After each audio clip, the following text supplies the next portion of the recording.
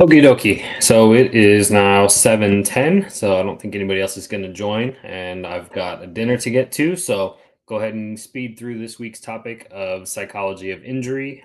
Been pretty busy lately. Been on the road for a couple of matches and had a little bit more on my plate in terms of injuries and longer term return to play. So missed the last couple of weeks, but go ahead and get started back up and pick up where we left off with the month of June. So originally I planned to finish the sports psychology topic in the month of June, but it's going to spill over into July just a little bit. So I'll finish up with psychology of injury this week, and then next week will be personality. And so for the overview of this week's topic, so psychology of injury is a bit of a complex topic just because it's such an individual response. There's such a wide variety of injuries as well as the emotional responses that are associated with it. So it's a very unique and individual process, and not everybody's going to have the same experience. So I think it's important to know that you're going to see a wide variety of emotional responses as well as individuals and how they are coping with it. So the topic that we talked about last week, the kind of athletic coping experience or stress experience, and how uh, Lazarus had the model, the transactional model for stress, and how it's pretty much determined by the uh, basically the calculation of whether or not something is impacting them. And we'll get into that a little bit more this week, but then we'll carry into the athlete identity and how having a sense of athletic identity can be either helpful or harmful. And then lastly, we'll get into the return to sport and how the psychological experience of injury will impact the return to sport process. So to start, the variety of emotional responses that they're going to see, this can be either in the negative dimension or the positive. And so the big ones that we commonly think of are sadness. Their sport gets taken away from them. They feel kind of sorry for themselves. You get anger a lot, where athletes are maybe frustrated at the injury and how it happened. They think that it was maybe intentional, and so they get some of that resentment to either a teammate who hurt them or an opponent who hurt them. And a lot of times they think it's intentional, it was personal. You get some of these negative emotional responses where these are considered to be bad feelings. Obviously, the human experience, you have this breadth of emotions that have either negative or positive connotation to them, but that's part of being a human. So not necessarily negative in the sense that you shouldn't experience them, but more so in the sense that people associate them with bad feelings. Then in the positive dimension, you get some athletes that kind of get this sense of relief. They go through these intense journeys, and they have a lot of pressure on them. They have this weight on their shoulder, and sometimes injuries can actually be a sense of relief. Especially I can remember working with collegiate student athletes where they have all of this on their plate, and they're managing, and they're managing their time, they're managing their energy, and where are they spending all of their opportunities. So if they get this injury, all of a sudden they find, like, well, without practice and without showering 3 times a day and without team gym and all of these different things that go into their competitive season, they have so much time. They get a sense of release because they don't have as many obligations within their sport, and so that gives them a bit of opportunity in terms of how are they going to spend this free time. Are they going to spend it maybe studying more and focusing more on their grades, or are they going to spend it to socialize a little bit more? Maybe they're calling family or friends more often. So there can be a positive associated with an injury. And then the other thing that I think is important to realize is that it's an opportunity for growth. And this is something that I think gets touched on a decent amount now, but wasn't so common over probably last 5 years. This is what a lot of professional athletes start to attribute to basically making the most of their downtime. They know they're going to be out for an extended period of time. What do they do with that period of time?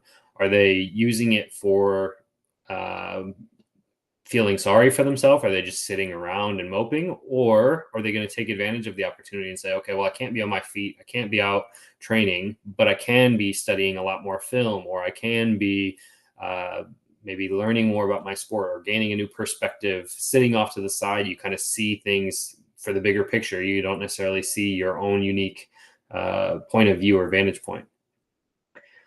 The Kübler-Ross stages of grief model is really accurate and is often applied with the psychology of injury. And really, it's considered to be a timeline where these athletes are experiencing all five of these different stages at different lengths. But in reality, you can skip over and you can regress through other stages. So it's not always a linear journey where there's, okay, the first day you're going to be in denial that you have an injury. The second day you're angry that you have an injury. It's a little bit, it fluctuates a little bit from person to person. So somebody can spend a long time being in denial, and maybe until they get their surgery, they're thinking, well, it's not that bad.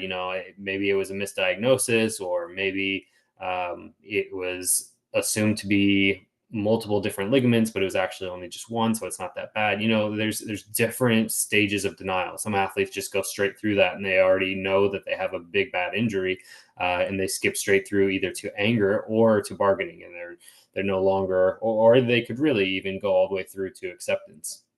And so it's just important as a clinician to recognize that they're going to have different responses throughout the injury process, but you should be able to recognize kind of what stage they're in. And if they're constantly like arguing with you over what the diagnosis is, or saying, it's not that bad, I think that it's going to get better on its own, I don't need surgery, things like that, they're probably in that bargaining phase. Whereas if somebody's just really down and not really enjoying life, or kind of questioning what their purpose is, maybe they're more in that depression and acceptance phase. So just recognize those different stages, and you can use them to your advantage in terms of how you are helping to support them. If somebody's in denial, it's probably best to educate them, versus if somebody's in depression, they don't really want the education, they just might need some social support.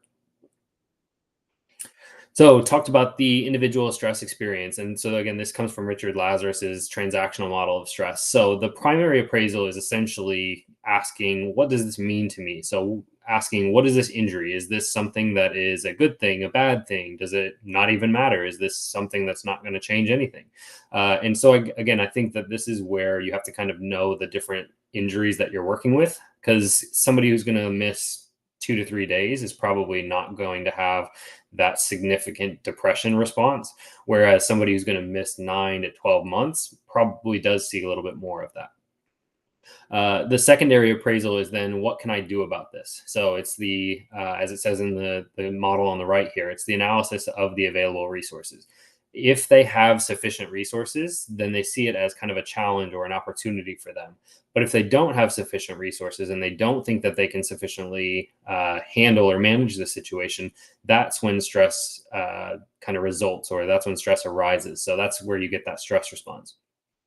After you get the stress response, then it's a matter of, okay, I know I'm stressed, what do I do about it? And so there's two types of, or styles of coping, and these are different strategies that athletes are going to deploy, basically to help them kind of deal with their feelings. So this is problem focused or emotion focused. So problem focused is things like, let's create a strategy for my return to play in my rehab, and let's map out a timeline so that I can just start working away at it.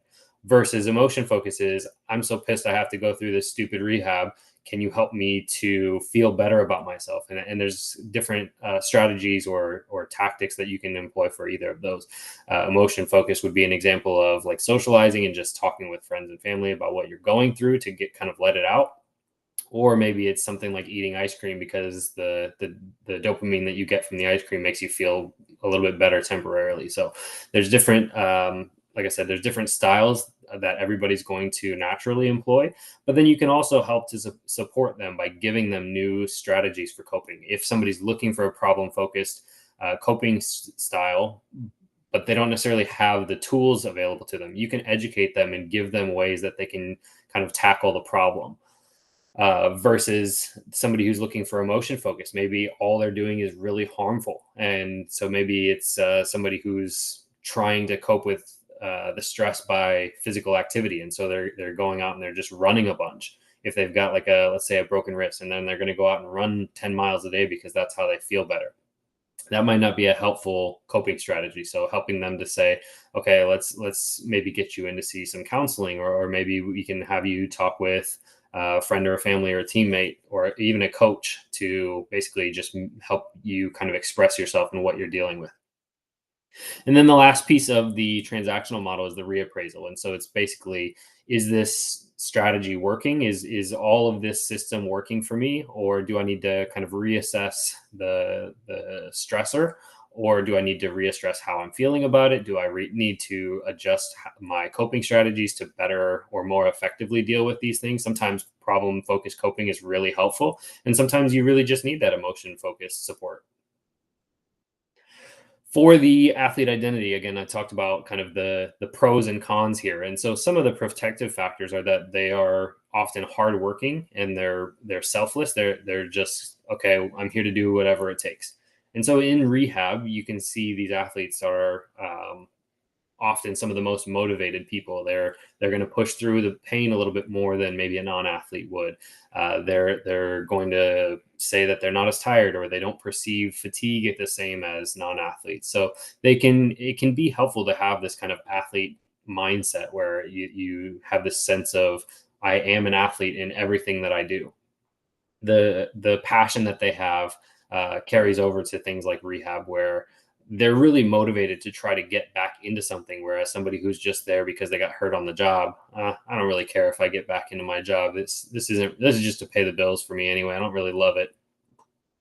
But it can also be problematic, and you can also have the downside of the athlete identity. And so, especially in long term injuries or even career ending injuries, you get this lost sense of purpose where athletes are, for the last, let's say, 20 years, that's all they've known is being an athlete. And a lot of times they've been successful at being an athlete. So, at the highest level where they're collegiate or professional, when you take that away from them, they really don't have the sense of direction and where they're going to go. They don't know who they are. They don't know what they're doing anymore, and they lose this sense of control over their life. And it feels like it's taken away from them as opposed to they've given it up.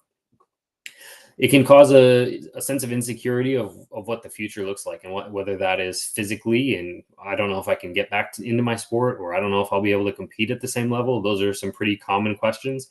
Uh, but then also like financially, right? Like especially these professional athletes who are trying to provide for their family, they might be the only one who's has a source of income, but then it's taken away from them because of their either long-term injury or maybe their contract's not getting picked up on the back end of the injury. Maybe or if it's career ending, maybe they didn't have a degree and maybe they don't really know what they're going to do for money now that it's been taken away from them. So the other downside is they kind of get this sense of worthlessness. There's a pretty good video from I think it was University of Michigan where there was a cross country runner who was talking about my only purpose was to my teammates, to my friends, to my family. It was to go out and win gold medals and to go out and compete to the best of my ability. And when that's taken away from them, what are they providing to their community? They feel like they're not giving enough. They feel like they are no longer deserving of whatever accolades they have because they're not providing that sense of competition. So they really can get really down on themselves if they have this athlete first identity. And this is where people talk about you're a person first.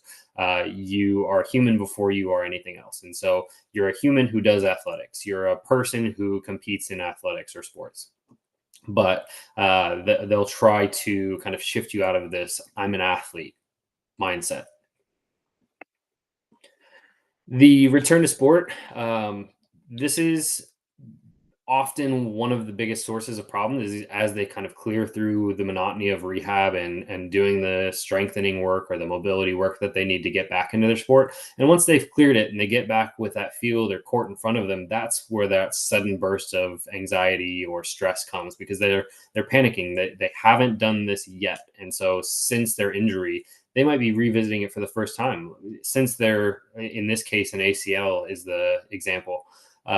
Since they tore their ACL, let's say playing a soccer game or playing a football game, they might not have done anything on a field since that injury. And so when they first come back, there's kind of this sense of, oh crap, I remember this field. This is where I got hurt. And so I think it's important to kind of think about rehab as a gradient to training. So this is kind of emphasized within the graphic on the right here. This is out by E3. But it's a similar topic of like training equals rehab is I don't know how to pronounce his name, but Charlie Weingroff has that philosophy that training and rehab is the same exact thing. It's just different ends of the continuum.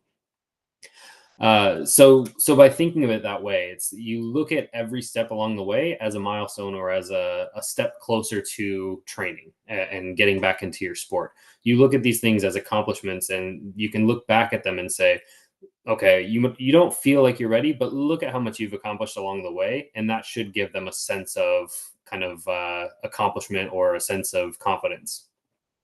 And the smoother you can make that gradient, I think the better it is in terms of instilling confidence. It's like, okay, you can't go from crawling to sprinting, but if you learn how to crawl and then you learn how to walk, then you learn how to jog, and then you learn how to sprint. Now it's like, okay, well, the jump from crawling to sprinting is huge, but the jump from jogging to sprinting is not so big. I think it's important from a clinician standpoint to instill confidence along the way. So every time they do something new, give them a fist bump, give them a high five, celebrate that moment, and really give them a sense that they did it. It's not necessarily that I did it for them, where, yes, I pushed you to get back into the gym, or I pushed you to get back into running. It's you accomplished this thing, and I was just kind of helping guide you along the way. But it gives them that, again, that sense of accomplishment that reinforces the confidence that, hey, you did this thing, now you can do this next thing. Something that I find helpful is to keep either a diary, so to keep a journal of your thoughts, your feelings, your questions, and your emotions throughout the process. Or if you're somebody who doesn't necessarily like the journaling style or the diary style where you're writing things down, just take pictures and videos along the way. I think it's fun and it's inspirational, or it's therapeutic to kind of look back at all the things you've accomplished. So if you take a video of the first time you walked with either with crutches or without crutches, with a brace, without a brace, things like that, you can look back at this folder of pictures and videos and say, oh my gosh, remember when my ankle or my knee did this thing, or remember when I could barely walk without my legs shaking, things like that. And then you start to see over time, you see the changes that you can't really see. It's kind of like watching your hair grow. You don't see it day to day, but at the end of a time lapse where you've got 300 days stacked up, you see how that growth kind of progresses. And it's the same way with rehab. If you can see you don't necessarily see the strength changes happening day to day. And so you can get caught up in the monotony of, okay, I'm doing quad strength again today. Okay, I'm doing quad strength again today. Okay, tomorrow I'm going to do quad strength. But if you look back at kind of where you're coming from, or looking as opposed to looking forward to where you're trying to go, you really get this kind of visual of, okay, whatever I'm doing has been working, not necessarily just doing it for the sake of doing it, but you see the progress that you've made a lot better that way. The use of mental skills is this is a really good time to apply mental skills. So things like imagery, things like goal setting, there's a million of them, but the allotment basically of mental skills to help them kind of ease this return to sport. So again, if they are having anxiety when they get back onto the field or the court, maybe they can go back and envision either the moment they were injured and kind of rewind it and correct it, is something that I've seen used in practice. Basically to kind of rewire their brain to think, okay, my leg moves in a healthy way now. Or you can envision yourself just having success in your sport, and that can give you the confidence that you might need to get back out there.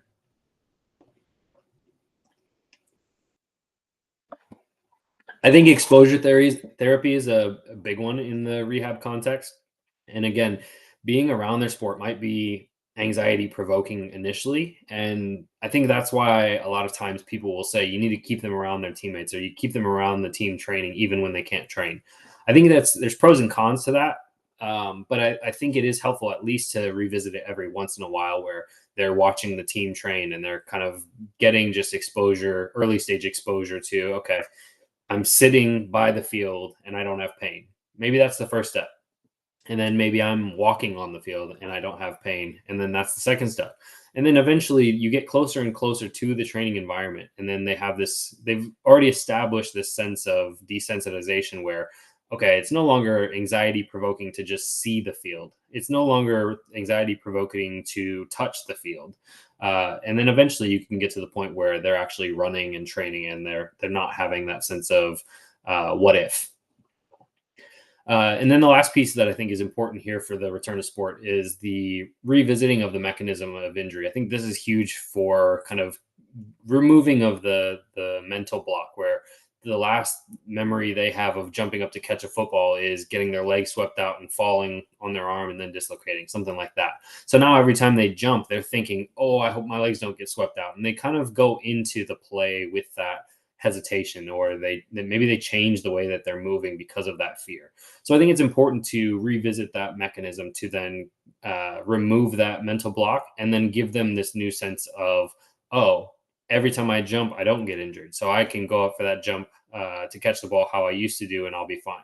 So whether that's falling on an outstretched arm, or whether that's going into a lateral cut for the case of an ACL, like a non-contact ACL, cutting, change of direction, things like that, backpedaling or accelerating for an Achilles, things like that. You instill confidence by accomplishment. And by having checked off that box of, okay, I can do this movement without getting injured, now I feel a lot more prepared to go into it in a live setting.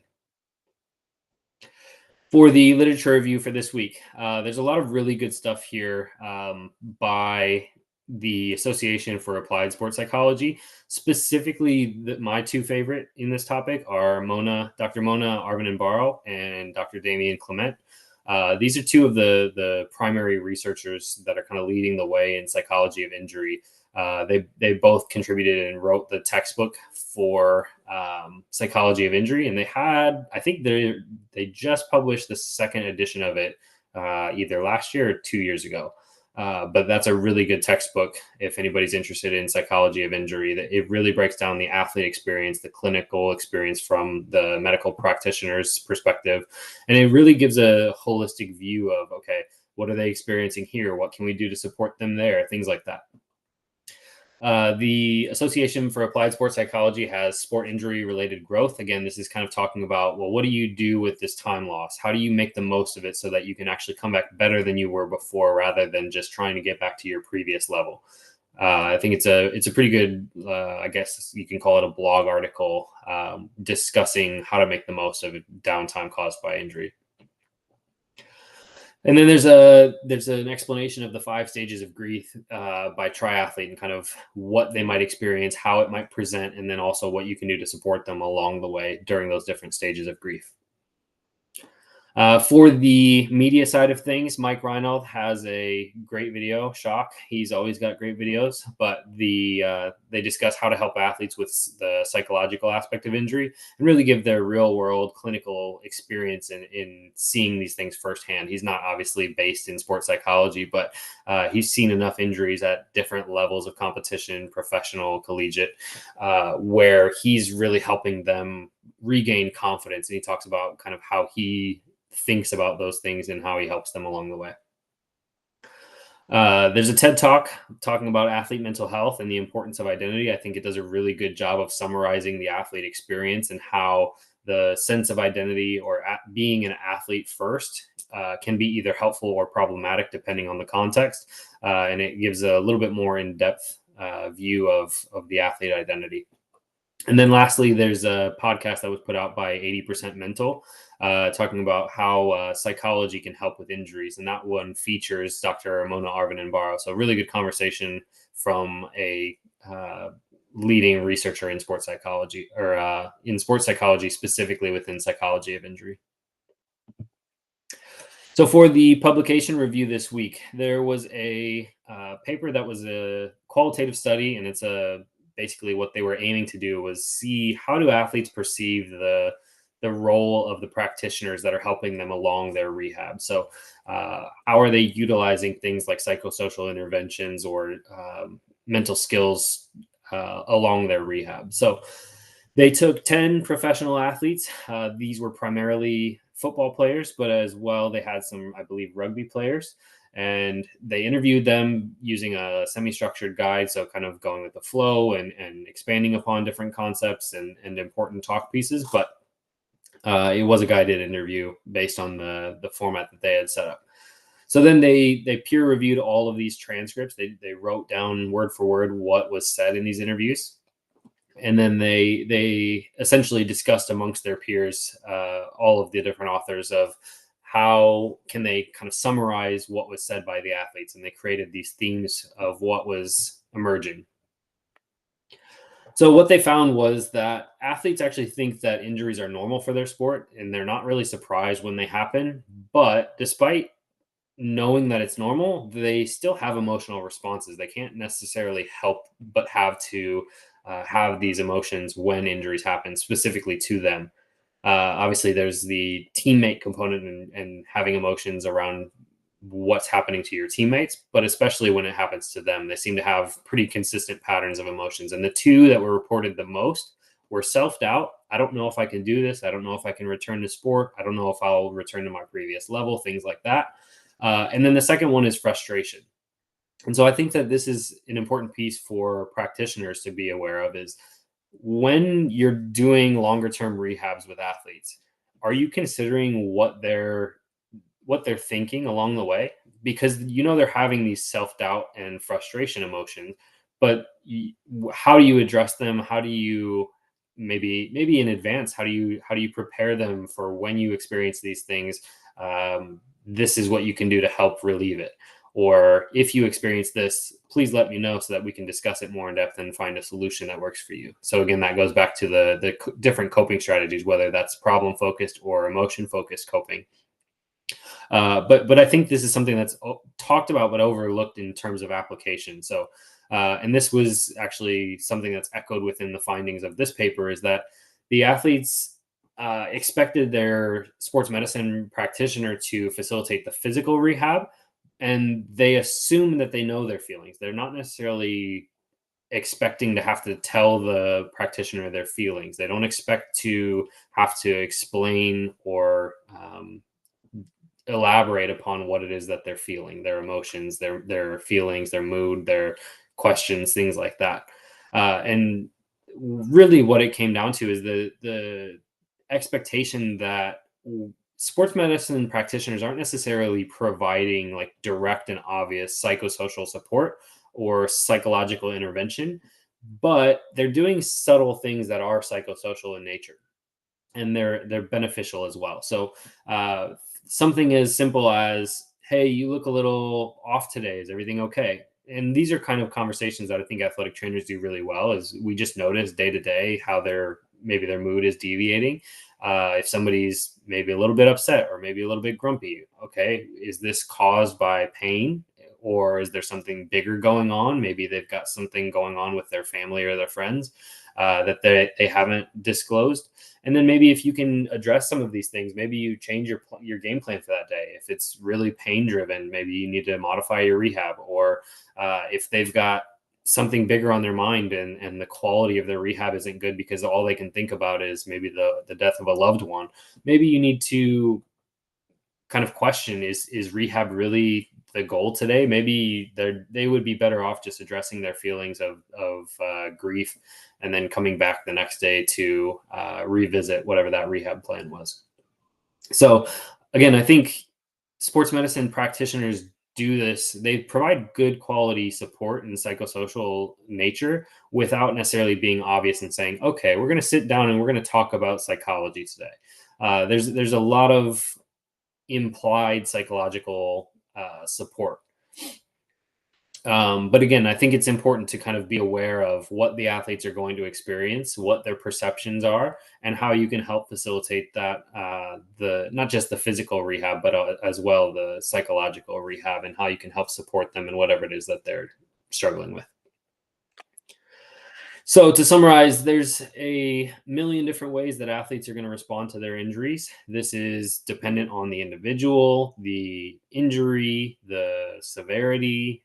There's a lot of different factors that play into it, and so the sports medicine practitioners can really thrive in their environment if they have seen a wide variety of these emotional responses, and kind of know what to expect in terms of the journey. So, hey, you just had a really big injury. This is completely new to you, but I've seen this a lot. So here's what I tend to see. And you can kind of give them the roadmap so that they know, okay, well, this big scary thing at least has a plan for getting me back into my sport. And so then they have that sense of control. Uh, they have a little bit less self doubt along the way. Knowing the individual stress experience and how the athlete is perceiving the injury. Is this a challenge for me that I'm excited to overcome?